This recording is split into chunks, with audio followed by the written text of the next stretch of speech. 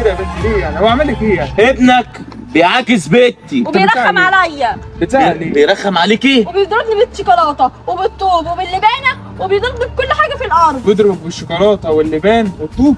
عشان كده بيحبك. والطماطم يحب مين يا عم الكلام ده؟ احنا ما عندناش الكلام ده يا استاذ وداني وطي صوتك بعد اذنك. يا عم. ايه البرود اللي انت فيه ده؟ يا عم انت ليه مكبر الموضوع يعني؟ بقول يا لك سيدي، ايه؟ انا اجيب الواد يتاسف لك خلاص. هو كده وخلاص، هي كده وخلاص. طب انت عايز ايه؟ اقسم بالله الواد لو اتعرض للبنت تاني انا همسك في زمارة رقبته ورقبتك. يا عم رقبتي تحت رجلك يا عم، ابسط بقى ده خلاص. اكتر منه عشان كده انا مش متضايق. ايه الراجل ده؟